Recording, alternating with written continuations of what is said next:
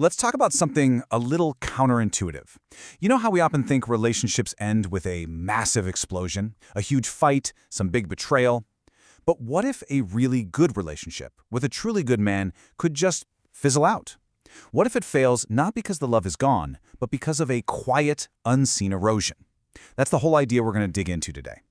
And wow, this quote just hits right at the heart of it, doesn't it? The key word here is unseen.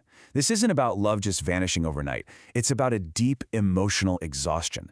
It's that feeling of being completely invisible in your own partnership that, according to our source, becomes the final straw. So this brings us to a really important idea, the unspoken departure. This isn't about someone just packing their bags and leaving out of the blue. Nope. It's more like a slow fade, you know? A quiet retreat that's born from trying over and over again to connect, only to feel like it's going completely unnoticed. Eventually, staying just starts to hurt too much. Okay, so you're probably wondering, how does this even happen? Well, the source material breaks it down into what it calls the 5 quiet erosions. Think of these as the little cracks in the foundation, the unseen mistakes that can slowly but surely wear a relationship down, often before anyone even realizes the damage is being done. So let's get into them. First up, and this one is a biggie, expecting him to be a mind reader. You know the deal, right? That assumption that your partner should just know what you're thinking, what you're feeling, what you need, without you ever having to say a word. And this is the perfect way to look at it. On one hand, what he is craving is clarity, just a straight path to understanding you. But what he often gets instead is guesswork. And that turns connecting with you into this frustrating puzzle he feels like he can never, ever solve. This quote just nails the consequence.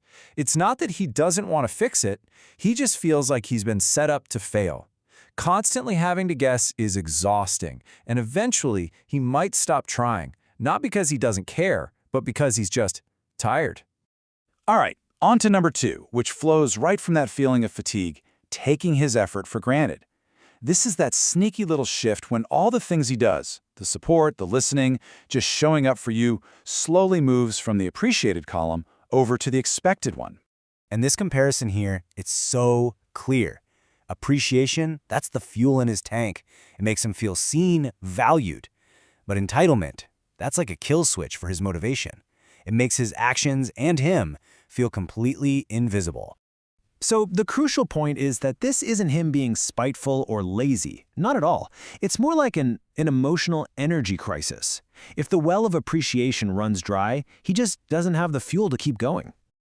Let's move to our third point, and this one builds on that whole feeling invisible thing. It's about confusing admirable independence with emotional distance. I mean, strength is an amazing quality, right? But if that strength builds a fortress around you that no one can get into, well, that's not a partnership. That's isolation. Because look, a partnership needs closeness to thrive. It needs that emotional connection. But when independence turns into a wall, it leaves him on the outside looking in, wondering, where do I even fit in here?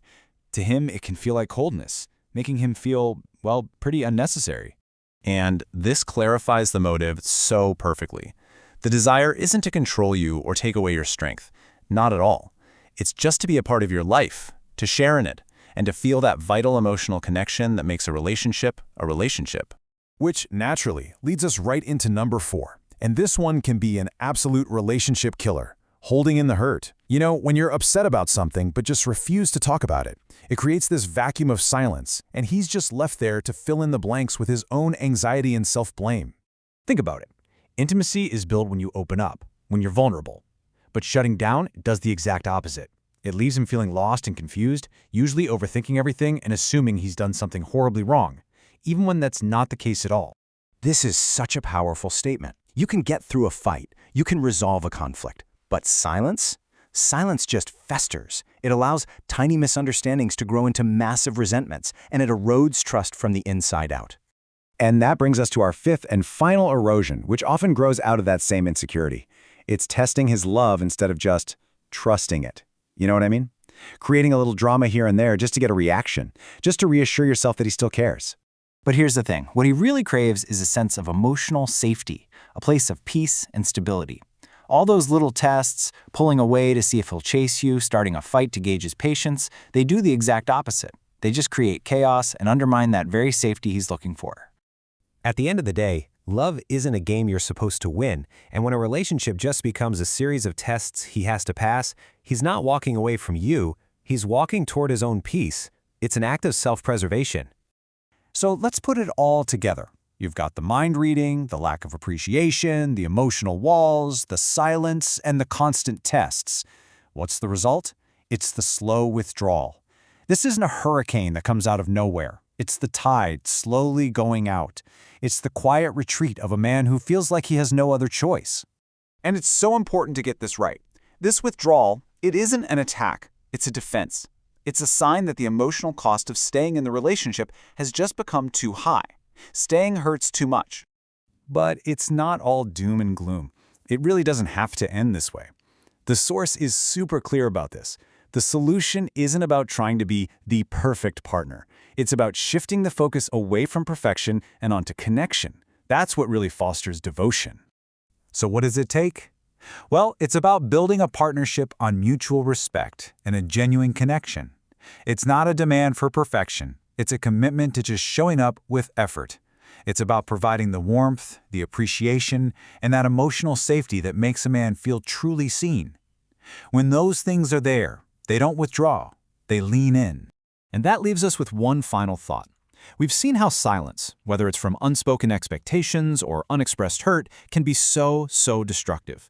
So it's worth asking ourselves, right? In any of our relationships, what is the true cost of all the things we leave unsaid?